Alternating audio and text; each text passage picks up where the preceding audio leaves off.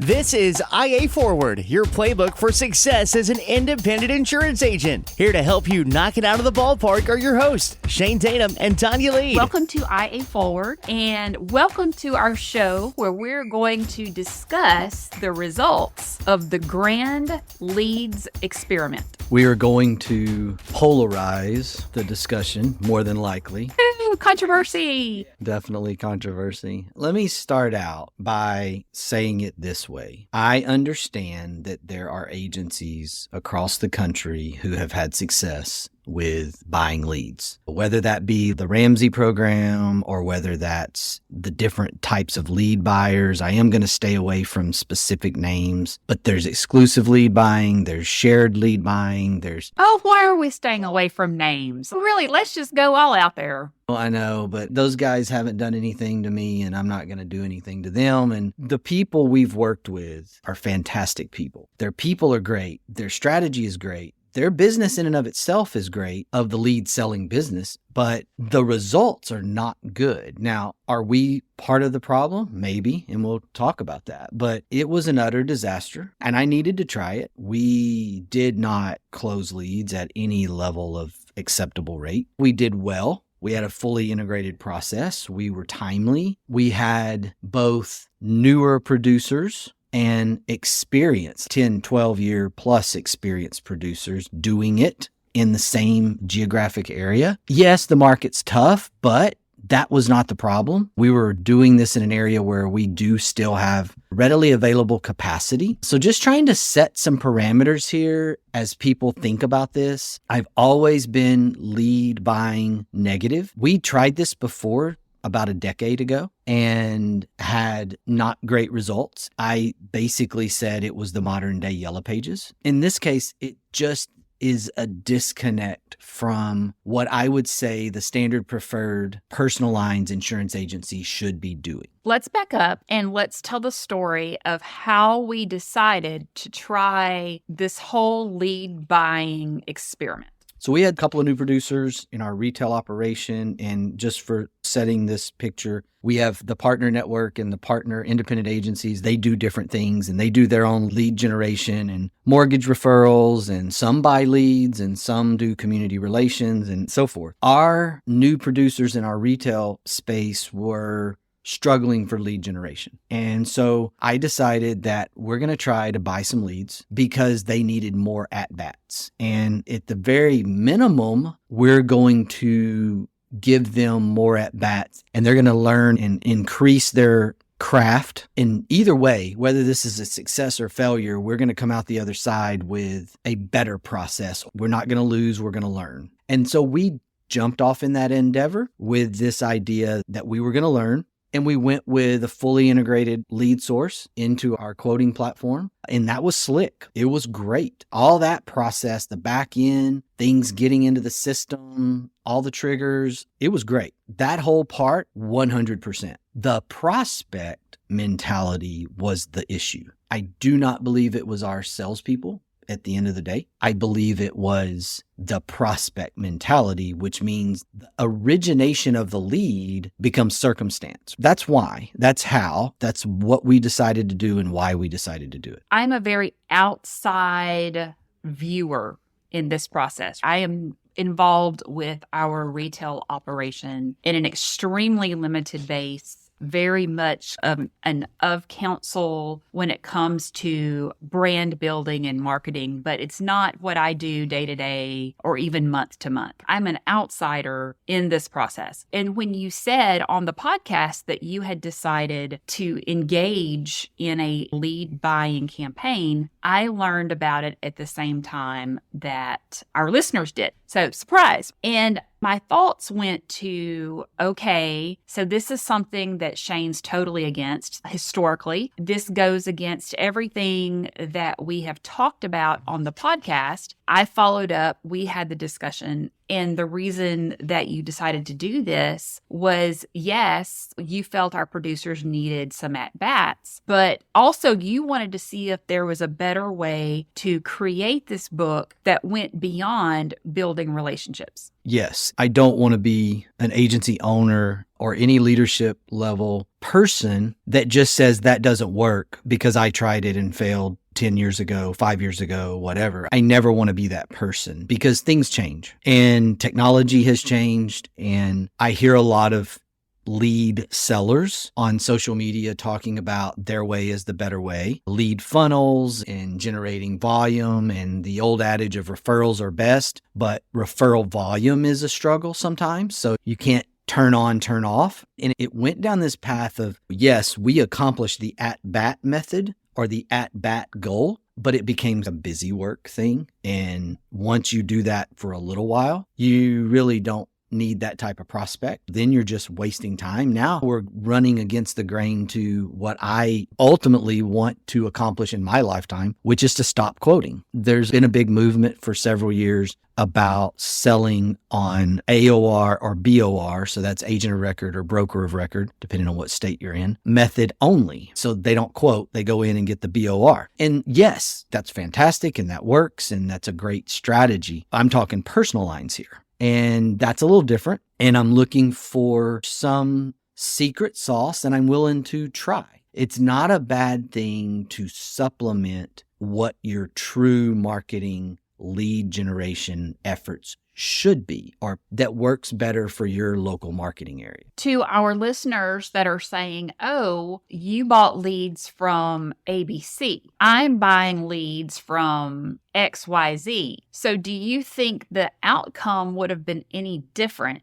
Leaving Ramsey out, because I do want to come back to that. But for the normal average lead generation product, do you think your results would have been any different if you would have purchased them elsewhere? It's possible. We interviewed and picked a supplier based on size, scope, integration, efficiency. There were some less efficient options. There were some exclusive options for quite a bit more money per lead. That being said, yes, I understand and admit that there could be a different result and your agency could be experiencing success and ours didn't. I will also say it could be area. Our comparison is that we market ourselves in deep East Texas in a 1 to 2 county area of about 100,000 people in population. So we are smaller, rural in some areas of the county, and we are not metro suburban. That's important because we do an incredible job of what we called community relations. We hired a community relations director. We were the county's Chamber of Commerce medium-sized business of the year in 2023. We were just awarded that. That is all mostly her doing and her activities. When I add up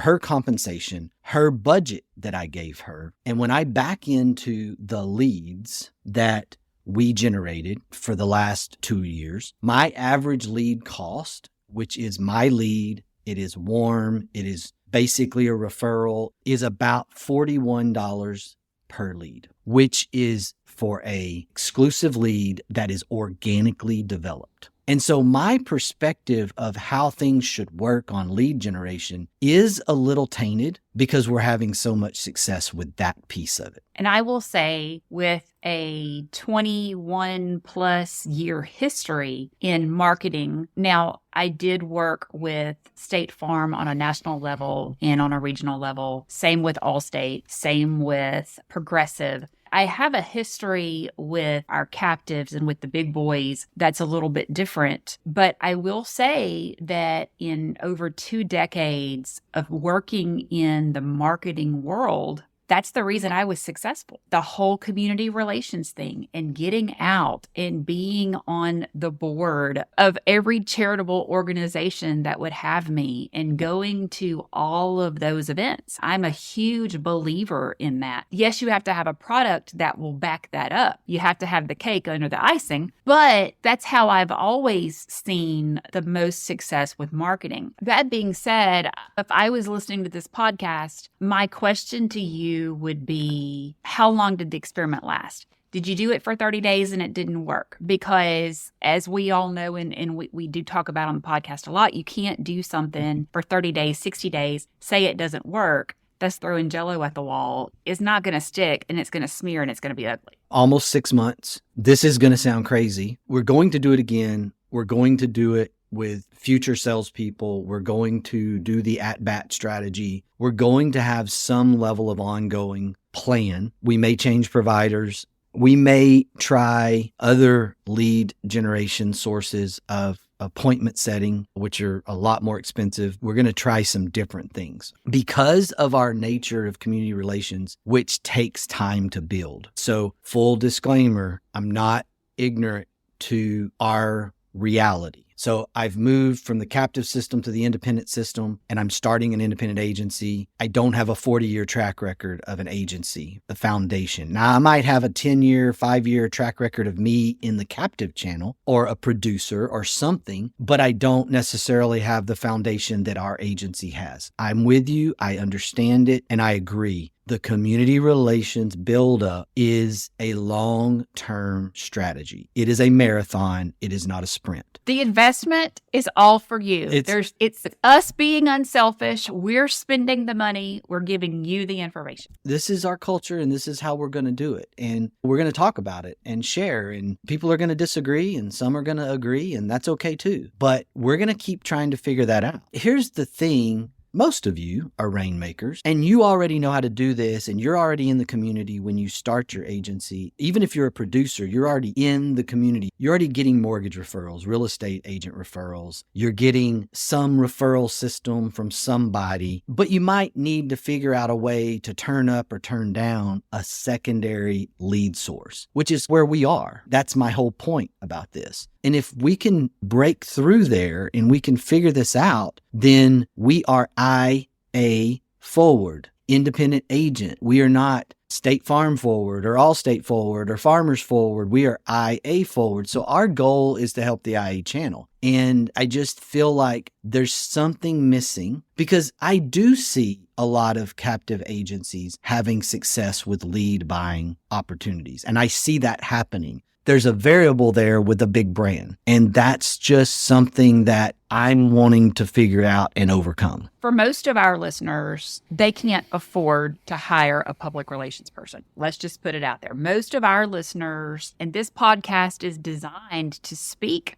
to the small independent agency. You're probably not in a position that we were in, celebrating 40 years and being able to hire a public relations person. I don't want you to think that's what we're expecting you to do. I had to be that person for myself for 2 decades. That was me. It was so important for me as a producer to build my business. I made that position for myself within the company. So here's the thing. If you are not in a position to do that, this may be one of those suck it up buttercup things. Is it more fun to do date night with your spouse? Yes. But does date night with your spouse maybe need to start on Saturday night at a gala somewhere representing your organization, followed by dinner somewhere else? Yeah, it's going to be that way. Is it a chamber after hours event that you have to leave the office an hour early to go to that chamber after hours event, or come in an hour late after that networking breakfast? Yes, you're going to have to be that PR person for yourself until you are successful enough to hire somebody to do all of those things that you detest doing, because I'll tell you, Shane doesn't like to do that stuff. I was that person. I was our community relations person. I did it. And that is the bridge, the gap information that may be somewhere out there. People are scratching their head. I can't afford a community relations director. That's correct. I understand. We couldn't either.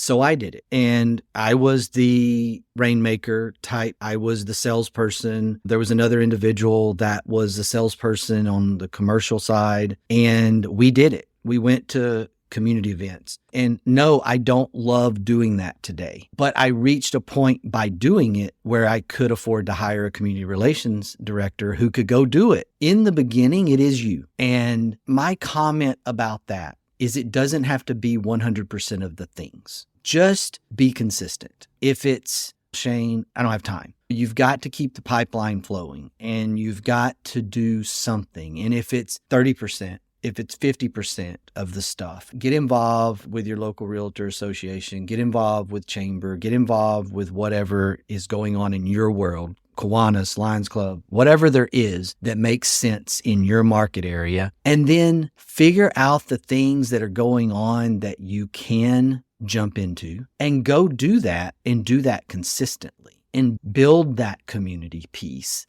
Own that you're good at this and go do it. This is not part of a CSR's role. Usually you're hiring that person first because that is your weakness. If you are the rainmaker, you need a technician to make sure that everything is done on time and correctly and all of those things. I see so many people say, I'm going to include this public relations thing as part of my first person I hire, my CSR's job. This is a nightmare for them.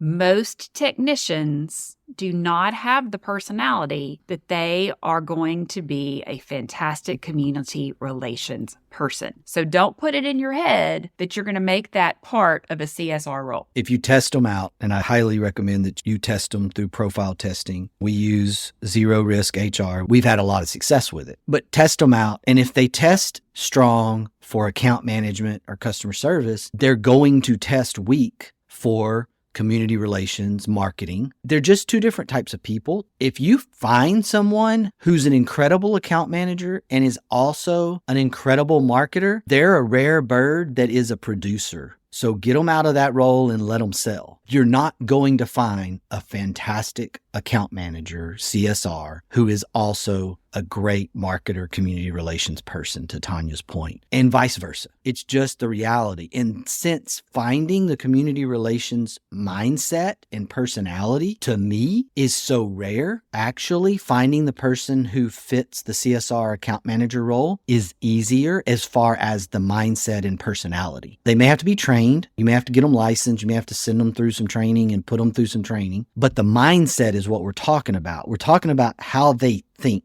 how they go about doing daily tasks, what they enjoy. I know you can't understand this as a sales and marketing person, Mr. or Mrs. agency owner. There are people out there who love to click around the system and talk to people about their coverage and about their billing issue and about their claims problem. They exist. You don't understand them. But we have people that are incredible at that job who would absolutely crawl under their desk if I tried to drag them to a power networking breakfast at the chamber. My wife is one of them. The accounting people are very similar, but you need to quit trying to force the wrong role into a role that you don't want to go do. You just got to get up and go do it. I do want to go back to Ramsey. I told our listeners that we were going to do that. Yep. And I know that's a kind of a different animal. I have seen within our Integra Partner Network agencies that have had tremendous success with the Dave Ramsey leads. And that is not what we're talking about when we're talking about within this podcast. Yes, the Dave Ramsey leads cost more. They're a little bit warmer. We have seen great success with that if you can get them in your area. I have seen agents within our network that would say, oh, the area that's available for Ramsey in XYZ part of Mississippi is available. Tonya, do you think that I should go ahead and grab it? And you're in Central Texas. What do you know about insurance in northern Mississippi? People in Tupelo and people in San Antonio are not the same people. I went to school in Mississippi. I'm from Northeast Louisiana. That's a different mindset than the people that you market to in San Antonio or in Austin, Texas, or in Broken Bow, Oklahoma. I would like for you to tell me your thoughts on the Ramsey and the success that you've seen there and the not success you've seen there, just because we have a lot of experience within our org about it. Oh my God, you're going to trigger me here. So don't let me forget to come back to this. I want to grow a market 4 states away. I'm going to write that down just for you. Thank you. So Ramsey's a mixture, and agencies that have had success, they live by it, and then agencies that have dropped it because lead quality went down. There was a point in time where lead quality was very good across the board. There was some changes within Ramsey and those that do it probably know what I'm talking about. There was some changes there, and some agents experienced the degradation in lead quality and others didn't. And the difference there is the exclusivity. Most of your lead buying is shared leads. They'll sell it 8 to 10 times to different agents. They'll tell you it's exclusive because they're only going to sell it to one independent agency, but they're going to sell it to the farmer's agent, the Allstate agent, the State Farm agent, on and on. And so understanding what's going to happen with that lead. And that's the whole Ramsey point. And if you are going to buy a territory or get a territory, exclusive territory through that, then really needs to be the market area that you know. This is the triggered point. I see this a lot. And I don't know if it's the independent agency nature of I get a license, I can do what I want, or if I get a license in that state, I can sell in that state. There are some valid scenarios where an agency is physically located in a depressed market area and they are trying to diversify into some different markets. I know that exists, but that is going to be the minority. What I see a lot of times is that before agents become the best in their market, they start spreading themselves thin by trying to become the expert in 5 or 6 other markets. And when I say market, geographic areas. One of my analogies there that I always go back to, and it's Bluebell ice cream. I love the original long-term strategy that Bluebell Creameries, Bluebell ice cream. I know some parts of the country don't have Bluebell, and I'm going to explain why. Bless your heart. Bless your heart. Bluebell originally had a strategy that if they could not be number 1 or number 2 in a geographic market area, they would not go to that market. If you go back in time, what you would see is that Bluebell was in the northern Houston market, but not the southern Houston market. Or they were in Houston, but they weren't in Austin, but they were in Dallas. And they were in Dallas, but they weren't in Fort Worth. And you look at where you can go get Bluebell ice cream, and it's people move from one part of Texas to another, and they don't carry Bluebell in Abilene. Oh my God, I'm going to die. Why can you not get Bluebell? It's the state of Texas. Then you understand Bluebell's marketing, and you understand Bluebell's strategic decision around this. If they couldn't be number 1 or 2, they wouldn't go. They wouldn't build a distribution facility. They wouldn't spend the money. They wouldn't make the investment if they knew they couldn't be number 1 or number 2. And they've continued to do this, and you will see that their market area on a map is somewhat patchy. It's less patchy today than it was 20 years ago. They were great where they were before they decided to expand somewhere else. They built the market that they started in or that they originally expanded into to become the number 1 ice cream brand in that market area. They made a buttload of money, and then they had the capacity to invest in the next market and the next market. We get in such a hurry that we think I'm ranked number 185 in the Austin market. I'll go start trying to sell in Kansas City now. Why? Why don't you try to become number 8 in Austin? What are we doing when we take that mindset? Because it's going to cost you money. And I'm telling you, your insurance carriers, they don't want you to do that either. It costs them money when you go market in other states. I had a buddy from college that lives in Tuscaloosa, and he's a mortgage broker, and he's going to send me leads. That's not a reason to open up your market area from Austin or Dallas to Tuscaloosa. If you are still struggling to be great where you are located day one. Southwest Airlines did the exact same thing. If you're not familiar with Bluebell, you're probably familiar with Southwest. And if you go back and you look at the history and their growth and why it's one of the greatest early long-term investments that ever existed in our country, it's because Southwest did the same thing. By the way, I just want to throw this out there that James Avery embraced the Bluebell culture and what they have done so much that James Avery actually did a sterling silver and gold Bluebell ice cream gallon charm for Christmas that I told everybody I knew that I wanted. I put it out there on social media. I told Santa, and it didn't happen. And I am so disappointed that I did not get my Bluebell ice cream charm. But when Shane's talking about building a brand, we're talking about a high-end jewelry company that saw the loyalty to a brand to a point that he created jewelry around the brand because he knew that women like me who love Bluebell ice cream and know the fact that I'm only going to be able to get Bluebell wedding cake ice cream between February and July in Pensacola, Florida, and I stock up, so it's in my refrigerator for the year. It's got almost a cult following. And that's because Bluebell had a brand idea that they were going to keep it exclusive. And that's been a big thing for us here on the podcast is scarcity is okay. We don't have to be everything to everybody. We want to be the agency that people are lining up to work with, and buying leads is not how you get there. For those of you that know, Bluebell had an outbreak